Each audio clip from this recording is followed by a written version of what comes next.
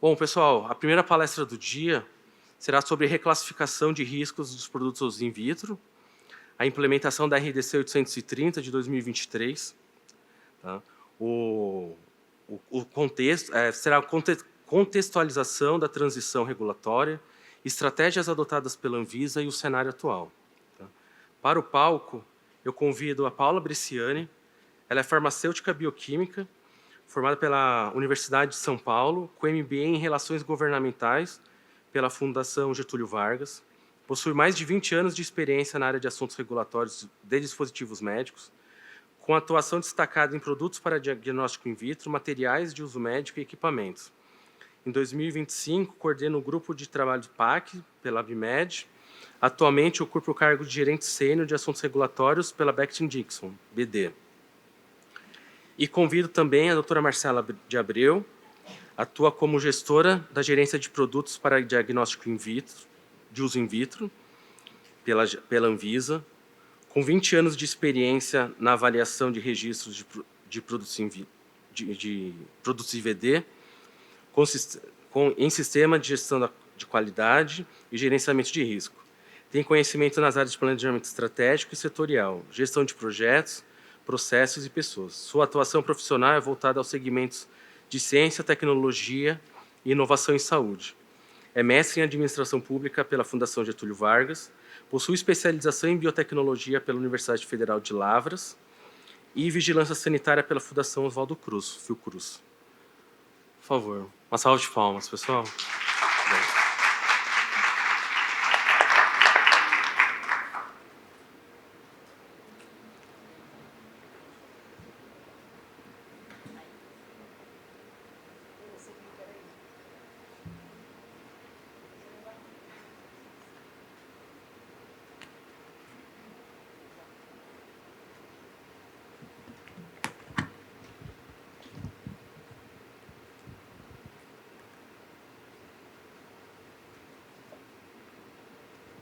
Já comecei animada, né, gente? Bem, bom dia. Agradeço a presença de vocês. Eu trouxe aqui hoje um panorama um pouquinho diferente, né, que eu acho que é importante para todo mundo conhecer um pouco desse contexto do diagnóstico in vitro, né, em que cenário que a gente vem trabalhando, as estratégias que a gente está adotando, e trazer aqui uma atualização, porque a gente está completando agora exatamente um ano da vigência da RDC 830, com um período de transição para a parte do reenquadramento sanitário, encerrando no dia 2 de junho. A gente divulgou a data do dia 1º, mas, na verdade, o dia vai ser no dia 2. E eu vou chamar um pouquinho a atenção para esses pontos aqui. O que a gente tratou na hospitalar do ano passado, né, que foi quando essa regra quando a RDC entrou em vigor. Então, a gente trouxe aqui, principalmente, as mudanças que estavam acontecendo de um regulamento para o outro, né? E essas mudanças não foram só em relação à reclassificação, né? Então, esse regulamento ele trouxe alinhamento ao contexto regulatório da convergência regulatória internacional, porque a gente estava tratando justamente da atualização em relação às regras de classificação, às definições que vinham sendo discutidas no âmbito do IMDRF, né? Que envolve diferentes países que, então, trabalham dentro desse mesmo conceito. Então, além das regras de classificação, essa resolução também trouxe vários outros pontos, né, que agregaram ali em relação a esgotamento de estoque, né, de produtos impressos, de alteração. A gente trouxe o alinhamento desses conceitos de definição que não atingiram apenas essa discussão no âmbito do IMDRF, mas também foram harmonizados no contexto do Mercosul, que é algo bastante importante para o setor. Trouxemos outros tipos de atualizações, como instruções de uso em formato não impresso, né, e a permissividade da utilização também ampliada para calibradores e controles. Então, foram pequenas mudanças que foram acontecendo nesse regulamento que vão se refletir em impactos dentro dessa estrutura de trabalho que a gente tem. E trouxemos aqui também como seriam os prazos de transição, enfim, para esse processo. Esse ponto aqui é sempre importante. Quem trabalha com a parte de assuntos regulatórios, na área de diagnóstico in vitro, precisa conhecer os principais regulamentos para o qual a gente está sempre debruçado. Na verdade, o principal regulamento é a Resolução 830, mas existem várias outras que trazem também outras diretrizes para que a gente consiga, de fato, trabalhar dentro do setor. Além dessa, eu fiz questão de reforçar esse ponto aqui. Né? Esse ponto aqui são o quê? São outras perspectivas que a gente precisa sempre estar atento, que influenciam diretamente nas atividades que são feitas na área de diagnóstico in vitro. Principalmente quando a gente fala da reclassificação, da classificação de risco dos produtos. E são normas que não são desenvolvidas pela gerência de produtos para diagnóstico in vitro. Então, um exemplo delas é a parte de notificação compulsória. Né? O que é a notificação compulsória? É a comunicação obrigatória de um determinado agente, enfim, agravo, que acontece e que precisa ser comunicada para o governo para que ações estratégicas de contenção possam ser tomadas. Por isso, ela é notificação compulsória. E por que isso é importante? Porque a gente fala em harmonizar conceitos em ambiente de convergência regulatória. Né? Então, a gente fala, eu estou trabalhando com as mesmas regras de classificação, mas os produtos podem ter classificações diferentes entre os países. Esse é um exemplo clássico de que isso pode acontecer. Por quê? Porque a notificação compulsória está diretamente relacionada a fatores epidemiológicos. Né? Posso também dar um exemplo para vocês. Os quadros de arbovirose são críticos no ambiente brasileiro, por exemplo, mas não tem a mesma criticidade se a gente considerar o Canadá como uma referência. Então, para o Brasil, essa classificação de risco é mais elevada. Para o Canadá, não necessariamente. Né? Então, assim, a gente precisa conhecer todo esse contexto para a gente poder entender as diferenças que podem acontecer na conduta desse mercado, mesmo a gente trabalhando dentro dos mesmos conceitos. Então, essa diferença ela é natural. Outros pontos que a gente tem aqui, a gente tem a lista, vou falar desse ponto aqui, porque ele também foi um motivo que promoveu mudanças dentro desse período de adequação, que é essa lista de acompanhamento de patógenos prioritários, patógenos bacterianos prioritários pela Organização Mundial de Saúde, que acontece justamente focado na questão da resistência microbiana, antimicrobiana, né, que é um ponto extremamente importante de discussão global. Né? Então, ela também impactou parte da classificação dos produtos. E outras mudanças que aconteceram em regras de classificação, como, por exemplo, essas duas inclusões da parte de administração de células nas duas primeiras regras que classificam os produtos para um risco mais elevado. Né? Isso trouxe o quê? A nossa necessidade de também acompanhar outros cenários, que é a parte da regulação de bancos de células, tecidos e órgãos. Né? Então, isso também trouxe impacto no nosso processo de reclassificação. Outro ponto que a gente tratou aqui, dessa questão desse processo e dos impactos, é porque esse acompanhamento de outras normas, né, a gente teve essa parte da reclassificação com um impacto, com um volume muito maior nessa transição do que, de fato, deveria acontecer. Porque as regras em si não mudaram tanto. Né? E toda a reclassificação não está acontecendo só por esse motivo. Mas a gente identificou, a partir da vigência da RDC 36, que vários enquadramentos estavam de forma equivocada. Eles não estavam considerando a regra de classificação da maneira adequada. E, a partir desse momento, a gente teve que tomar algumas decisões. Decisões no sentido de evitar que novas submissões fossem feitas de maneira errônea, né? E, para isso, a gente já trocou a regra de a associação à classificação de risco para novas submissões, a partir do momento que a gente identificava.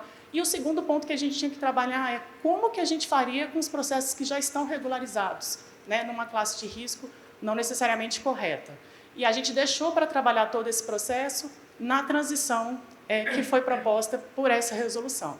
Então, assim, ao longo da vigência da 36, que foi de 2015 a 2023, a gente ficou trabalhando nesse processo de identificação. Né? Por isso, a gente está num volume tão grande atualmente. E aí que eu quero fazer uma proposta diferente de como que vai ser a apresentação desse ano. Né? Eu quero trazer para vocês aqui dados para vocês conhecerem um pouco do que é essa movimentação do mercado de diagnóstico e como ele se reflete. Né? E para que a gente possa falar disso, eu preciso também apresentar o que é a estrutura da gerência de produtos para diagnóstico in vitro que nós temos hoje, né? Para a gente entender quais são as expectativas que a gente pode ter, o que cada parte, né, atuante pode, de fato, fazer para que a gente consiga ter os melhores resultados. Vou falar sobre o reenquadramento, os desdobramentos e os próximos passos, e também algumas atualizações que a gente pretende fazer agora no segundo semestre. Então, eu até brinquei, quando eu fui montar essa apresentação, que eu falava assim, era quase poético, né? O que eu queria dizer é que eu não sei dizer... Tinha uma frase de uma música que fala assim, que eu não consigo expressar com palavras o que eu quero dizer, né? E por isso eu resolvi trazer também alguns números. Então, vamos começar para conhecer o que é a GVIT, né? A GVIT é a área de produtos para diagnóstico in vitro que trabalha em toda a parte da regulação e na avaliação dos processos. Que corpo técnico que nós temos hoje? Então, a gente tem um corpo técnico bastante limitado, né? Eu tenho hoje 4 especialistas atuando na avaliação de todos os processos de produtos de alto risco. Então, eu estou falando tudo que é referente a registro é avaliado por 4 pessoas. Registros, alterações de registro, revalidações e todas as demandas voltadas a esse tipo de produto. Eu tenho um técnico em regulação que hoje está responsável por toda a avaliação dos produtos de baixo risco. Toda a parte de notificação passa pelo processamento de uma única pessoa, né? Eu sempre repito para a equipe que nós somos poucos, mas nós fazemos muito, né? E eu vou mostrar para vocês como essa realidade de fato acontece. E como que a gente consegue trabalhar com o volume de petições que a gente tem. Então, um primeiro ponto que eu acho que é interessante a gente parar para pensar é a diferença que existe entre o setor público e o setor privado. Quando a gente fala de aumento de demanda, para o setor privado, a gente tem como flexibilizar, né, trazendo ali, a partir do momento que eu tenho um aumento de demanda, eu posso ter também um aumento nos recursos que eu preciso dispor para poder atender aquele cenário. No ambiente público, a gente não tem essa flexibilidade. Quando a gente trabalha dentro de uma realidade que diariamente, aprenda a identificar soluções, conhecendo que você tem recursos limitados, né? No serviço público, a gente não tem como equalizar isso. Então, a demanda aumenta e o número de recursos de pessoas disponíveis, ou ele é o mesmo, ou ele tem uma tendência a cair. Então, é desafiador, é diferente o cenário do que a gente tem entre público e privado. E essa diferença é importante para a gente entender os movimentos que precisam ser feitos e os tempos que esses movimentos, de fato, vão levar, que são diferentes entre os dois setores. O setor privado ele é muito mais dinâmico nesses ajustes, acaba tendo muito mais flexibilidade do que o setor público, de fato, consegue fazê-lo, né? Então, não é por uma má vontade, é realmente por limitações dentro desse conceito que a gente tem e dessas diferenças. Essa equipe, ela hoje dá conta de, absorvendo de todo esse processo, todas as mudanças que a gente tem ao longo desse mercado, da mudança do mercado, primeiro, em função da experiência, né? Eu acho que isso é extremamente válido. A gente tem hoje dentro do corpo técnico pessoas com 20 anos de experiência na avaliação, 10 anos de experiência, 5 anos de experiência. Então, assim, é variável e a gente vem trabalhando em estratégias para que a gente consiga fazer com que essas trocas, né, desse conhecimento e desse processo de amadurecimento, ela possa ser, de fato, aproveitada por todos. Um outro ponto bastante importante, que para mim é fundamental e que não funciona de uma outra forma, é se você não tiver o comprometimento. Então, hoje a gente tem o privilégio de trabalhar numa equipe que, de fato, está integrada e comprometida com o que faz. Então, a gente consegue ir trabalhando nessas entregas, nem sempre da maneira ideal, mas, com certeza, com a maior dedicação possível.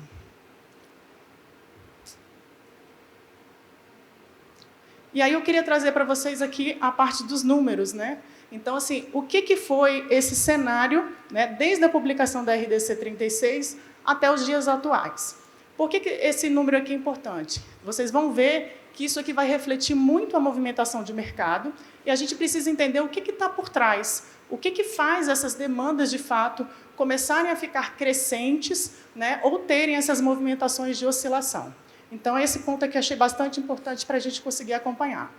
Então, em 2016, a realidade da área foi trabalhar em torno de 1.800 petições no ano, né? Esse era o cenário que a gente tinha quando a RDC 36 entrou em vigor. Ela é de 2015, mas ela acabou tendo o reflexo dela de ação a partir do ano de 2016. Nesses mesmos anos aqui, ó, logo no ano seguinte, teve também a publicação do IVDR na Comunidade Europeia, que certamente todos vocês têm conhecimento dos impactos e das demandas que isso vem trazendo ao longo do tempo. Né? Só na mudança desses 2 anos, a realidade, o cenário de movimentação, e aqui eu estou falando em relação ao número de protocolos, tá? Eu estou falando protocolo aqui de todo tipo de petição, exceto transferência de titularidade e cancelamento, porque não são processados pela área técnica necessariamente, por esse corpo técnico, né, que eu coloquei ele de especialistas e técnico em regulação, mas que são feitas também como demandas da área. Então, esses números aqui são só demandas que, de fato, são trabalhados pelo grupo técnico de avaliação. Além dessas 2 situações, então, só de um ano para outro, a gente teve um aumento de 1.000 petições. Né? Isso é uma realidade bastante difícil da gente já começar a absorver.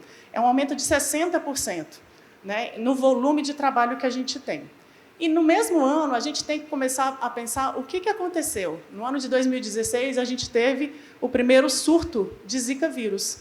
E qual foi o grande desafio? A gente estava numa mudança de regulamento e com uma situação epidemiológica que teve o Brasil como epicentro. Né? Então, a gente tinha que aprender a lidar com um quadro novo, um quadro emergencial, e esse é outro ponto bastante importante, fundamental para quem trabalha com diagnóstico. É preciso acompanhar o cenário epidemiológico. Ele movimenta o setor. Né? Ele é que define quais são as urgências, as emergências e, muitas vezes, as necessidades.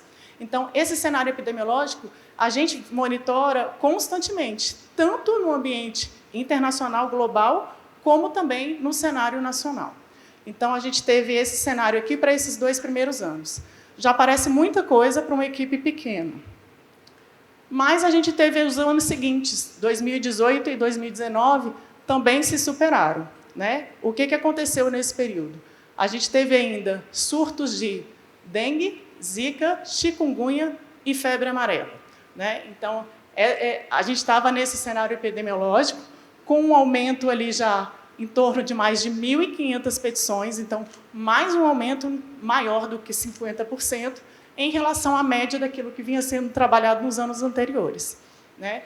Isso aqui também já estava em vigência o IVDR, né? E isso trouxe aqui uma realidade de um aumento no volume de alterações.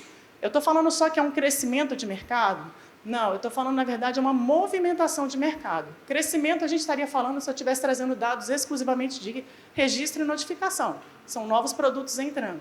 Mas, muitas vezes, a gente tem lançamentos de linhas de produto por empresas grandes. E, quando uma faz, geralmente a outra também já está se preparando para fazer, porque a gente tem uma concorrência direta de mercado. Então, esses lançamentos também impactam, porque são volumes concentrados de petições que entram para a nossa avaliação. Quando a gente falou, né, não tem como mudar, a gente recebeu de presente, nos anos seguintes, um quadro de pandemia. Então, assim, nenhum preparo, né, é suficiente para a situação que a gente precisou enfrentar da pandemia. Tenho certeza que ela foi desafiadora para todos, em diferentes perspectivas, e na questão do cenário de número de petições, a gente teve 3 anos seguidos com um volume acima de 4.500 petições. Então, a média de petição para esse período era de 4.670 petições. Esse cenário aqui, por que ele foi importante, o quadro da pandemia? Ele trouxe visibilidade para o setor de diagnóstico. A gente teve, por muito tempo, a movimentação econômica girando em torno do diagnóstico. Né? A gente teve o desafio de aprender sobre algo novo e conseguir aplicar aquilo ali para uma situação que era um quadro totalmente inovador e de emergência. Então, essa situação de visibilidade para o setor de diagnóstico também trouxe uma realidade diferente nas submissões. Primeiro, a entrada de muitas empresas que nunca trabalharam dentro desse segmento. Né? E, automaticamente, a gente também teve uma queda expressiva na qualidade da instrução processual. Né? E isso reflete diretamente no quê? No retrabalho que a gente acaba tendo, no tempo que você precisa se dedicar para fazer exigências, para montar novas informações e para reavaliar essas informações. Então, é importante conhecer o que acontece por trás desse volume de petições. E quando a gente fala, então, ali foi mais um aumento em torno de 870 petições, então 30% em relação à média anterior. Então, quando a gente vai falar aqui que cenário que a gente tem agora, ele ainda consegue se superar. Então, esse volume de petições foi ainda maior nos anos seguintes, né? E se a gente colocar aqui, ó, esses anos seguintes, a gente está falando o quê? Da publicação da RDC 830, que aconteceu no final do ano. No ano seguinte, a publicação da 848, que é de segurança e desempenho. A gente teve ali também a publicação da instrução normativa, né, que trata especificamente sobre o Reliance. E por que isso aqui é importante? Esse cenário aqui de movimento, né, por isso que eu falei, não é de crescimento necessariamente, mas é de movimento do setor, de aumento de demandas, ele é uma realidade que não é uma realidade só para o Brasil. Ele é uma realidade global, né? Então, a gente tem contato com outras agências reguladoras, a gente vem nesse âmbito de discussão e a gente consegue perceber que essa necessidade ela se reflete de forma bastante equivalente. Por isso, hoje, vocês conseguem perceber que está em voga a discussão da questão do Reliance. Ela não acontece só no ambiente do Brasil. O IMDRF está fechando uma consulta pública recente a respeito do Reliance e a tendência é que isso, de fato, se expanda. Por quê? O objetivo é, de fato, economizar recursos. Aquilo que já foi avaliado poder ser aproveitado de alguma maneira por uma outra agência, né? E a gente economiza recursos e esforços dobrados. Reflete em coisas positivas para as empresas e para as agências, para o controle sanitário e para as pessoas que vão ter acesso e vão poder utilizar os produtos, né? Então, o Reliance foi uma das iniciativas que a gente teve. Como que a gente teve ali ainda, né? Eu sempre mostro a imagem do mosquito, porque a gente ainda teve como desafio, além de todo aquele quadro das arboviroses, a inclusão, né? A febre amarela, zika, dengue, chikungunya, maiaro e oropush. Tá? Então, assim, esse quadro só se expande.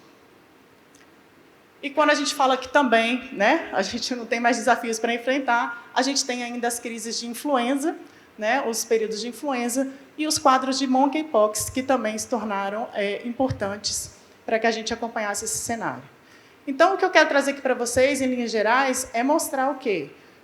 Qual é a diferença da movimentação em 2025? Se a gente fizer uma comparação, a gente já recebeu, no ano de 2025, eu estou falando do primeiro quadrimestre do ano, o mesmo volume de petições que a gente trabalhou em todo o ano de 2016. O mesmo volume não, na verdade, o volume já é um pouquinho maior.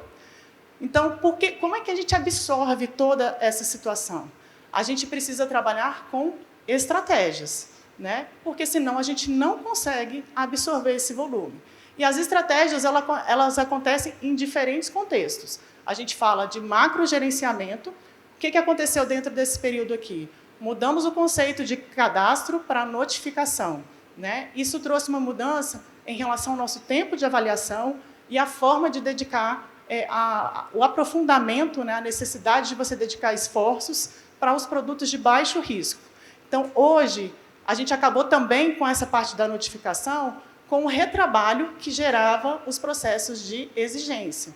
Notificação não tem exigência. A gente está falando de produtos de baixo risco, a gente está falando de critérios que já estão estabelecidos e a avaliação que é feita hoje, ela está voltada à verificação dos documentos de uma forma geral, à verificação do enquadramento sanitário, se de fato ele foi feito da maneira correta, e a partir daí, esse produto pode ou não estar autorizado para ir para o mercado. Se a gente identifica de primeiro que já não atende a algum critério regulamentar, nessa primeira verificação, esse produto já é indeferido. Essa primeira notificação ela já é indeferida.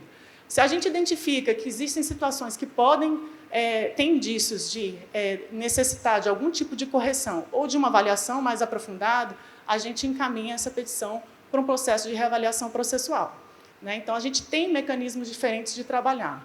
Que outras coisas a gente fez dentro do macrogerenciamento? A gente também trabalhou na categorização das alterações. A gente passou até alterações que não são reportáveis, alterações de implementação imediata, em que as empresas têm autonomia de fazê-las, comunicando, né, e esse processamento acontecer num período mais curto, e as outras alterações que, de fato, requerem uma dedicação maior para que a gente faça a análise das informações que estão sendo alteradas. Então, esse processo de alteração também foi trabalhado dentro desse conceito do macrogerenciamento. E outras iniciativas, como a parte de digitalização de todas as informações, né? Hoje você tem uma Anvisa disponível para você fazer protocolos 24 horas por dia, 7 dias na semana. A avaliação vai acontecer em dias úteis, mas a submissão pode acontecer a qualquer momento. E isso também facilitou o trânsito de documentos e de informações dentro da agência, né, permitindo outros formatos, inclusive no contexto de trabalho. Essa também foi uma iniciativa bastante importante. E, mais recentemente, a gente tem também a iniciativa do Reliance, né? Eu vou trazer alguns dados aqui para vocês também verem como é que está esse cenário do Reliance aqui para a área de diagnóstico.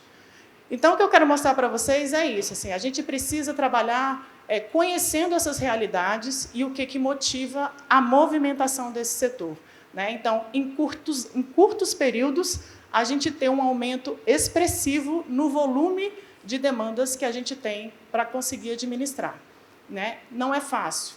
É um desafio para nós, certamente para as empresas, e aí a gente tem que pensar em tudo que pode ser feito. No contexto do microgerenciamento, a gente tem diariamente, o que eu falo o nosso trabalho diário é pensar em que estratégias que a gente pode utilizar para poder conseguir absorver, otimizar e trazer os melhores resultados. Então, a gente faz reuniões técnicas semanais para a gente discutir casos, equalizar conhecimentos, diminuir as diferenças que existiam há muito tempo em relação aos tipos de exigências que aconteciam ou deixavam de acontecer, né? Então, essas diferenças foram sendo trabalhadas na parte do corpo técnico. A parte também da distribuição das petições para serem analisadas, conforme a demanda, tá? Então, como eu falo, se eu tiver demandas, submissões concentradas em um mesmo dia, o prazo para a gente de avaliação ele não muda, mas a gente precisa da vazão dentro daquele volume no mesmo período, né? Daquele aumento de volume dentro de um mesmo período. Então, a nossa estratégia é, a cada 15 dias, avaliar como que essas petições vão ser redistribuídas para serem avaliadas. Então, muitas vezes, a gente paralisa uma fila para poder dar prioridade para outra, para que a gente consiga dar vazão e caminhar sempre próximo, né, ou de forma ideal, dentro dos prazos legais, né, que, venhamos e convenhamos, foram definidos quando a realidade era uma realidade completamente diferente da que a gente tem hoje. E essa é outra questão que a gente fala, né?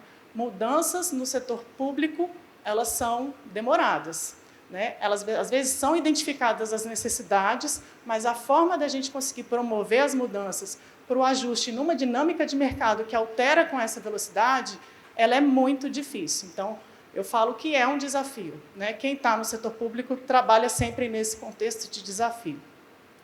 E antes de entrar no reenquadramento, eu queria lembrar um ponto aqui para vocês. A gente sempre fala assim, o que a Anvisa está fazendo, né, para melhorar ou para absorver essas informações, esse volume de demandas. E eu pergunto, será que somos só nós que temos que fazer? O que as empresas estão fazendo para que a gente também consiga ter um prazo de resposta adequado e atendendo a expectativa, né? E o que eu posso citar de exemplo? A instrução processual. A qualidade da instrução processual faz muita diferença. Faz muita diferença porque ela vai estar focada justamente na questão do retrabalho. E aí a Anvisa podia falar quais são as principais exigências que são feitas. Será que isso é necessário? As empresas recebem as exigências. O que a gente tem como expectativa é, ao invés de ficar analisando os processos e repetindo as mesmas exigências, nos mesmos formatos, para os mesmos pontos, que isso seja também um ponto de trabalho para vocês, né? Recebi uma exigência, entendi qual é o ponto que está sendo observado, que está sendo fragilizado, eu vou trabalhar dentro do contexto da minha empresa para que aquela fragilidade não volte a acontecer, né? Eu vou olhar para os outros processos com uma perspectiva um pouquinho diferente e vou evitar que essa etapa de retrabalho precise ser feita, né? Isso traz um benefício para todo mundo. A gente, inclusive, vai trabalhar, pretende entregar para vocês aqui no segundo semestre, o manual de regularização de VD. É uma solução? De forma nenhuma, né? Ele vai trazer sempre um aspecto num contexto mais geral, né? Reforçando pontos que a gente acaba vendo com bastante frequência. Eu posso citar para vocês aqui vários outros exemplos de pontos que a gente pode ir trabalhando nesse processo de melhoria. Mas o que eu quero dizer para vocês é isso, assim, a gente tem que pensar de que forma cada um também pode contribuir, né? E ao invés de ficar esperando sempre uma solução pronta. Essa solução ela não existe. A gente pensa nisso diariamente, mas ela tem que ser um desafio para nós e para vocês também, né? Então, nesse ponto de pensar no retrabalho, a gente vai falar aqui também na etapa do reenquadramento. Então, vocês já perceberam, né, pelo volume, a gente publicou 2 listas, né, em relação ao reenquadramento, de nomes técnicos que estariam passando por esse processo dentro desse período da vigência, né, desse prazo de transição aqui que a gente está trabalhando aqui do ano passado para cá. Essas listas, elas foram feitas com a revisão de quase 1.000 nomes técnicos, né, associando eles às regras de classificação e, muitas vezes, podendo esse nome técnico estar associado a mais de uma regra, e, por isso, ter classificações de risco distintas. E como que a gente faria para poder trazer para vocês essa visibilidade maior em que situações o meu produto, de fato, se enquadra como produto de baixo risco ou de alto risco. Quando a gente fala de uma revisão num volume nessa proporção, existe, sim, a chance de alguma avaliação não ter sido feita de forma precisa, né? Então, nós somos humanos e sujeitos a erros, né? E a gente teve situações em que a gente, de fato, precisou rever um ponto de classificação dentro desse período de transição. Então, esse ponto eu queria começar falando para vocês. O exemplo que eu citei lá daquelas normas, né, a gente tem outros fatores que influenciam na classificação de risco dos produtos. Um deles é esse documento da OMS, né? A OMS ela publicou a primeira lista de acompanhamento dos patógenos relacionados à resistência microbiana de interesse de acompanhamento global no ano de 2017. Em maio do ano passado, eu trouxe já a atualização aqui durante a feira, né, que essa lista tinha sido atualizada. Então, em 2024, eles publicaram uma nova lista. E o que aconteceu? Em março, né, um período anterior, nós já tínhamos divulgado quais seriam os nomes técnicos reenquadrados. E o Helicobacter pylori era um deles, porque ele fazia parte da lista do OMS de 2017. No entanto, ele foi retirado dessa lista por uma avaliação dos experts de não haver a necessidade mais do acompanhamento, do monitoramento para esse micro-organismo. E quando isso foi feito, ele deixa de ter a motivação vinculada às regras de classificação vigentes para estar classificado como risco 3. E o que aconteceu? A gente já tinha empresas que tinham se organizado tanto em pedir o registro do produto como classe 3, de um produto voltado a isso, empresas que já tinham solicitado o reenquadramento e situações, inclusive, que a gente já tinha analisado e publicado o reenquadramento sanitário, e a gente precisou rever os atos, inclusive aqueles que já tinham sido praticados. Comunicar às empresas como que a gente faria isso, trabalhar junto à gerência de arrecadação, trabalhar junto à procuradoria para saber até onde e como que a gente poderia reverter uma situação que foi motivada não por nós, né, mas que impacta diretamente no trabalho que a gente faz. Então, a gente trabalhou aqui nessa parte para trazer, essa aqui é só para mostrar que a OMS também categoriza, né, e prioriza essa questão dos micro-organismos, mas a gente trabalhou justamente para poder trazer essa adequação. Esse foi o primeiro movimento que a gente teve que fazer depois de divulgada a lista, né, e essas listas, então, eu vou até voltar ali para vocês verem, elas já têm mais de uma versão, tá? Essa lista aqui de nomes técnicos que foram reclassificados, ela já está na versão 3, e a lista que pode ter produtos com mais de uma classificação de risco já está na versão 4. O final dessa lista traz sempre um histórico das alterações vinculados às motivações, né? Muitas vezes tem observação e tudo mais. Essa lista dinâmica, ela é dinâmica, gente. Isso pode acontecer porque depende muito da indicação para o qual o produto vai estar sendo utilizado, né? E essas indicações, elas podem levar o produto a ter uma classificação diferente. Toda vez que a gente identificar, a gente vai comunicar, a gente vai levantar primeiro o nosso cenário para entender se houve impacto. Por exemplo, na classificação da OMS, não foi só o Helicobacter pylori que foi retirado, Campylobacter também, mas nós não tínhamos produtos de Campylobacter regularizados no Brasil. Então, naquele momento, não foi um ponto de atenção que a gente precisou destacar, chamar a atenção para o setor. Então, a gente trabalhou dentro desse conceito e são pontos que a gente precisa de acompanhamento pelo dinamismo que é natural, né, desse desenvolvimento. Então, essas listas vão permanecer ativas, né, sempre que tiver impacto. O nosso objetivo hoje é trabalhar o mais próximo possível no conceito da comunicação. Eu falo assim, dentro daquilo que a gente pode fazer para melhorar os resultados, acho que a primeira ação, a primeira motivação principal que a gente deveria ter era quebrar o estigma que existe de embate entre empresas e governo. né? Então, assim, setor regulado e regulador. Não é uma relação de embate, é uma relação de interação, né? O objetivo, no final, é que o usuário tenha acesso, pelo menos essa é a expectativa do usuário, a um produto, a uma nova tecnologia, a algum recurso para aquela fragilidade que ele tem e que ele possa usar aquilo ali de forma segura e que, de fato, vai funcionar. Então, a empresa ela faz um investimento em pesquisas, em desenvolvimento tecnológico e espera ter o retorno, ela precisa daquele produto no mercado. O regulador, por outro lado, ele quer assegurar que aquele produto, de fato, ele é seguro e atende ao propósito para o qual ele foi desenvolvido. Então, a gente tem uma sinergia. Na verdade, todos esses atores precisam caminhar de forma integrada. Então, não é um embate que a gente tem que falar, a gente tem que falar de integração. Por isso, o ponto da comunicação eu considero primordial para que a gente consiga evoluir e trabalhar melhor esse próprio conceito, esse paradigma de enfrentamento que ele não deve existir. Outro ponto que a gente precisou trabalhar aqui foram as soluções de limpeza. E esse aqui eu queria reforçar como o movimento do retrabalho pode ser prejudicial de forma coletiva. As soluções de limpeza, elas estão fora do escopo da RDC 830, né? Essa mudança acabou sendo comunicada posteriormente. Por quê? Porque quando você constrói uma resolução, ela está sempre baseada em uma interpretação, porque ela tem que cobrir todas as situações, né, e não dentro das suas particularidades, mas todas as situações de um cenário de um determinado mercado. A saída das soluções de limpeza é justamente por elas estarem associadas às atividades de manutenção. Como a gente fez um levantamento que o volume de cancelamentos, né, pelo fato de estar fora do escopo da norma, seria alto, a gente tentou trabalhar de forma proativa. Então, o que a gente fez? A gente deu para as empresas a oportunidade de avaliar os seus próprios produtos, se eles estariam enquadrados no nome técnico correto, porque pelo volume, né, e ao longo dos anos, como a gente vai adquirindo maturidade, né, e tendo um olhar técnico muitas vezes mais aprimorado em cima dos produtos, poderia haver situações em que o produto tinha sido enquadrado de forma equivocada naquele nome técnico. Então, a gente encaminhou um ofício para dizer, revisem os seus produtos e, se tiver alguma situação que precisa ser reenquadrada, que precisa ser revista, né, a troca do nome técnico, já submete que a gente já faz essa correção para não correr esse risco.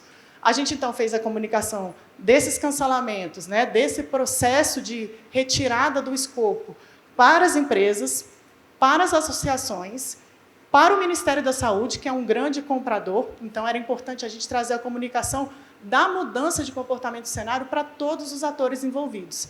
E a gente também se preocupou em comunicar a todas as áreas internas da Anvisa que têm correlação com os produtos para diagnóstico.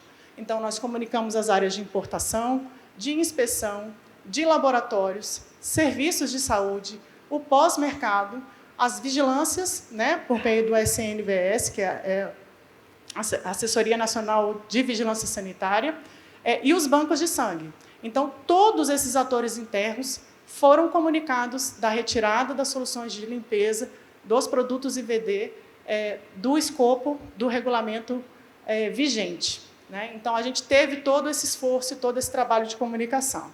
Qual foi o resultado que a gente teve? 165 submissões de pedido de retificação. O que era para ser trabalhado ali dentro de um mês, porque foi o período que a gente deu para que as empresas fizessem essa avaliação interna dos seus produtos, ao invés da gente rever 625 produtos, a empresa poderia ver ali dentro do seu arcabouço, que com certeza é bem mais reduzido, se era só para saber, está enquadrado corretamente ou não. Então, desses 165 petições, só 2 delas precisariam, de fato, ter entrado para essa correção. Foram 2 deferimentos. Todas as outras foram indeferidas.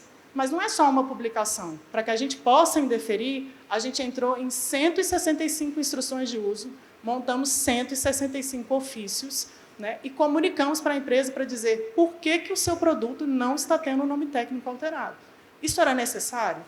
Então, na verdade, não era. O tempo que foi dedicado para dar esse tipo de resposta poderia estar sendo empregado para a gente fazer as avaliações e dar resposta para outras demandas que a gente já tem dentro do ambiente de trabalho. Então, esse é um ponto que a gente precisa, mais uma vez, trabalhar um pouco mais próximos para a gente evitar esse tipo de movimento que é negativo. E, por último, e mais recente, o que a gente fez foi revisar o enquadramento sanitário que estava proposto para a proteína C reativa ultrassensível. A gente fez isso num contexto de revisão.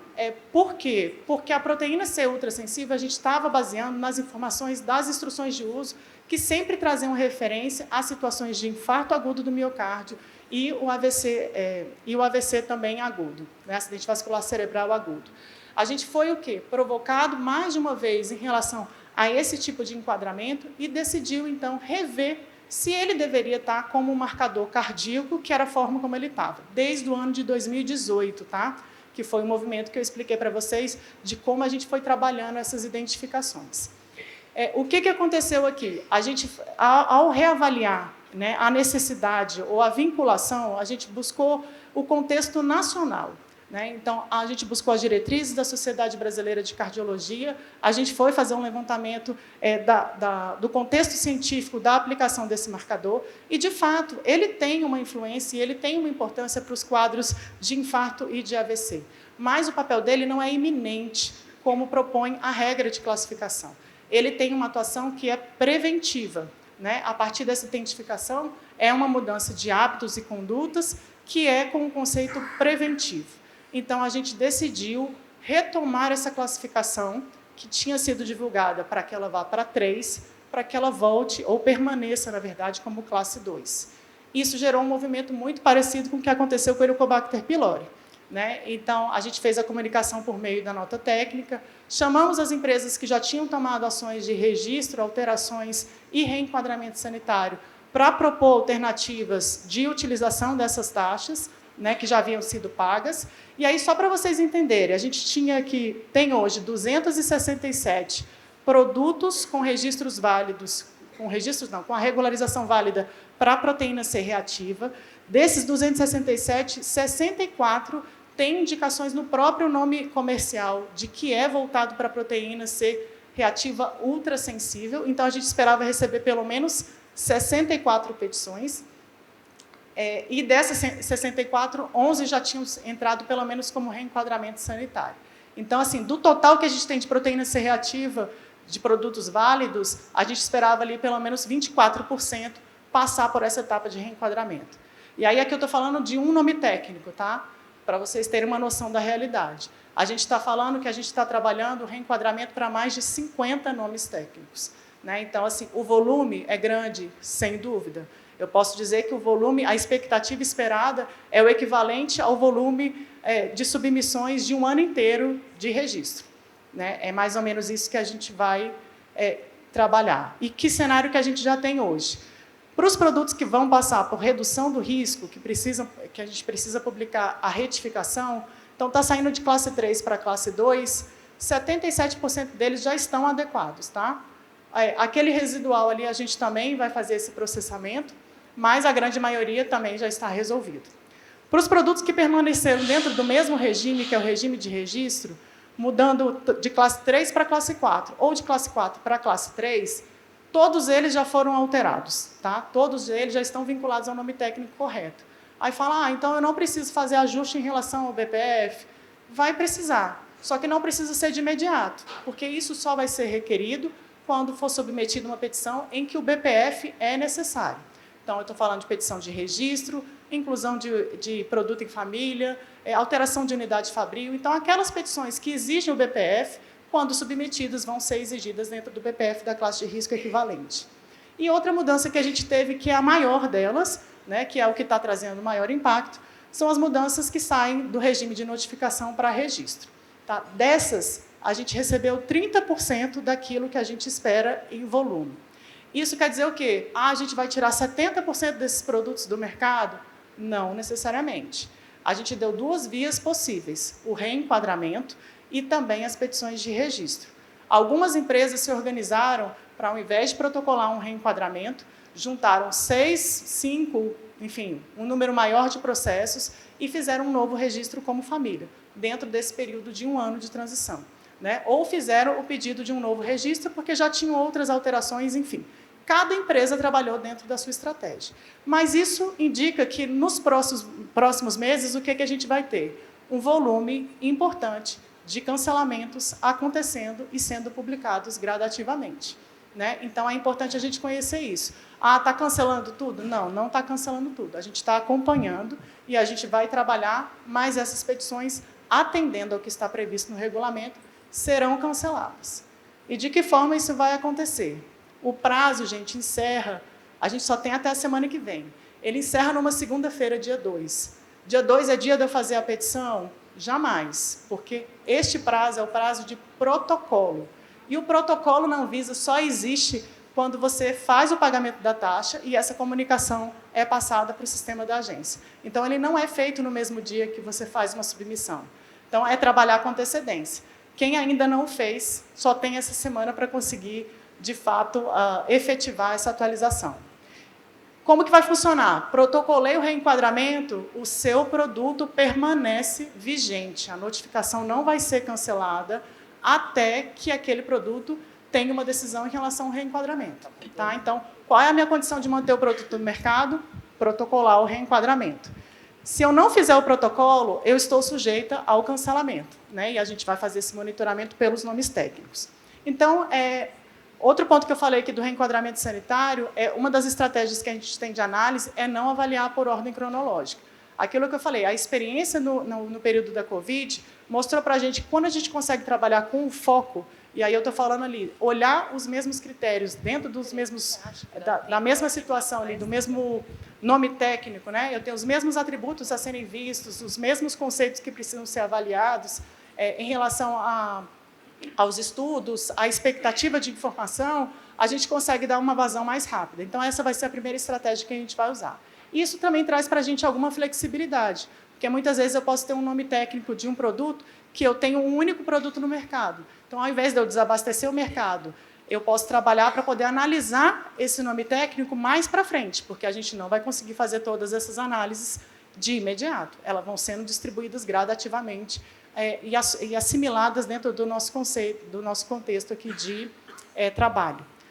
Ponto importante, Reliance, né? Já discuti aqui com vocês por que esse cenário ele se torna interessante quando a gente tem esse contexto de movimentação de mercado na área de diagnóstico crescente e um reconhecimento de limitação de recursos, né? Então, ele se torna interessante justamente para a gente evitar o retrabalho, né, o reesforço colocado em cima de uma mesma avaliação. E, dentro de um período de um ano, nós tivemos somente 17 pedidos de aditamento para avaliação por Reliance, né? E a gente está falando de um cenário em que mais de 70% das petições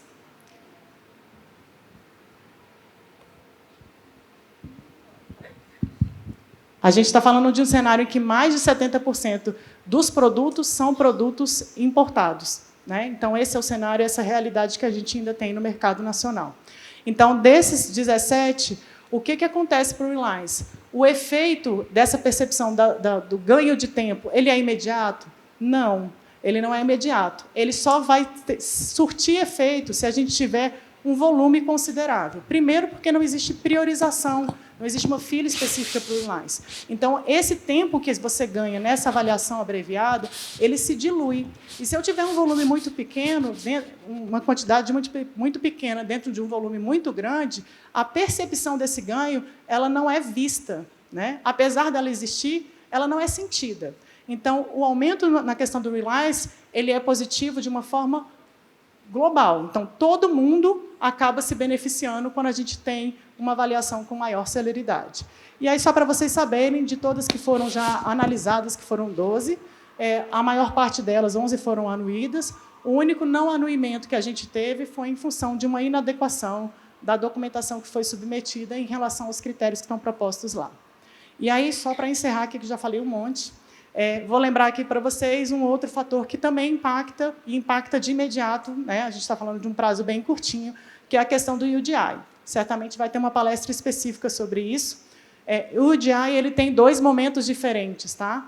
Ele tem a aposição do UDI, que é colocar a informação na rotulagem, né, no produto, e a transmissão do UDI para o sistema informatizado da Anvisa, que foi nomeado de CIUD. Então, esse sistema, a gente está com a consulta pública também em vias de encerrar. né? Então, vamos falar primeiro da aposição. A partir da vigência da norma, que é a 579, ele atribuiu 3 anos e meio para que as empresas se adequassem para os produtos de classe 4, para fazer a aposição do UDI. Essa data, que dia que ela acontece? No dia 10 de julho. Né? Então, daqui 1 mês e meio, mais ou menos. Então, a partir do dia 10 de julho, todos os produtos de classe 4 precisam ter o UDI colocado na identificação daquele produto. Né? O UDI é como se fosse o código de barras ali, ou o leitor que vai trazer as informações de produção. Isso vai sendo subsequente para as outras classes de risco, conforme foi definido no regulamento. O que mais que tem ali? Que outro prazo que existe? O prazo de transmissão dessas informações para o sistema. Ele começa a valer a partir da publicação da instrução normativa. Então, vamos citar um exemplo. Se essa instrução normativa for publicada no mês de julho, né, o prazo para a transmissão do UDI, que já foi aposto no produto lá em julho desse ano, ele vai acontecer em janeiro de 2029, como um prazo obrigatório. O sistema vai estar disponível de imediato. Né? Então, essa alimentação ela já pode vir acontecendo, mas ela vai se tornar obrigatória naquelas datas, e essas datas elas são fictícias a depender de quando a instrução normativa for publicada. Então, o conceito é o mesmo, né, em relação a quanto tempo eu preciso para poder fazer a transmissão ou a interpretação para cada classe de risco. Mas as datas elas vão diferir. Né? Então, é importante que todo mundo já esteja preparado para esse momento, porque também é uma mudança significativa. Isso traz vantagem, gente? Nada está desconectado. O UDI ele vai trazer vantagens num cenário global, inclusive quando a gente falar das avaliações por Reliance. Um dos desafios que se tem é você assegurar que você está tratando de um mesmo produto, né, que foi produzido sobre as mesmas condições. Então, esse é um grande desafio dos reguladores hoje, para trabalhar nas relações de confiança e alinhar essas diferenças que existem entre os mercados de uma forma geral. Quando a gente fala de convergência regulatória, a gente está falando também em trabalhar situações desiguais, né, mas trazendo elas para uma proximidade em relação aos seus aspectos de avaliação. As agências reguladoras têm a mesma estrutura? Elas têm o mesmo recurso? Com certeza não. Né? E cada um trabalha dentro da sua realidade, muitos em pré-mercado, outros enfatizando a questão do pós-mercado. Então, acho que, em linhas gerais, era essa informação, essa mensagem, todas essas informações que eu trouxe aqui para vocês, mas que eu acho importante para a gente conhecer esse panorama e esse cenário da parte de diagnóstico in vitro. Obrigada.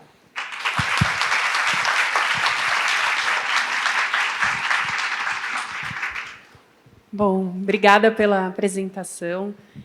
Eu queria ecoar o que as colegas falaram ontem, de agradecer a sua presença aqui, sua disponibilidade para compartilhar com a gente.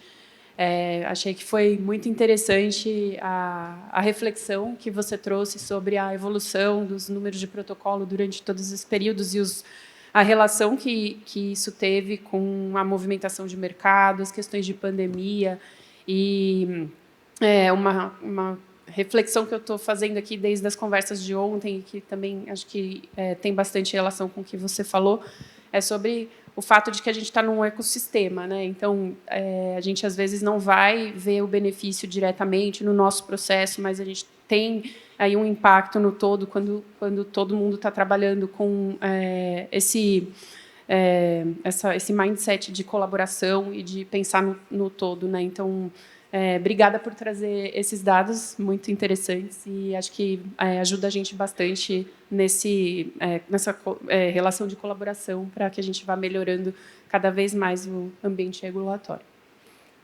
Muitas das perguntas que a gente tinha preparado aqui, acho que já foram trabalhadas, né? Então, a gente tinha algumas perguntas sobre os prazos de reclassificação, que vão vencer agora em 2 de junho, mas você já trouxe, né, como que isso será tratado. Então, acho que um tema que aparece bastante nas nossas conversas de associação é a questão do processo de revisão da regulamentação, de criação de uma regulamentação de análise prévia, né, que está na agenda regulatória. Queria que você falasse um pouquinho sobre isso. O que vocês estão vendo aí para o futuro? Quando a gente fala de agenda regulatória, a gente fala que são temas que são de interesse, né, para o setor e para a sociedade e que vão ser trabalhados em prioridade pela agência. A gente teve esse tema já migrando essa já é a segunda agenda regulatória que esse tema vem sendo colocado e trabalhado, e ele teve muitos desafios ao longo desse período, inclusive na interpretação por parte da própria diretoria sobre como se aplica, né, essa questão, porque houve uma confusão em relação ao conceito que é aplicado em serviços, né, que também foi uma norma revista e que, enfim, está em processo de revisão novamente, e trazer clareza, né, e construir todo esse arcabouço é algo que demanda bastante esforço. E com as trocas de diretoria, esses esforços se renovam constantemente. Então, o que eu posso dizer para vocês é que esse trabalho está sendo feito, ele vai continuar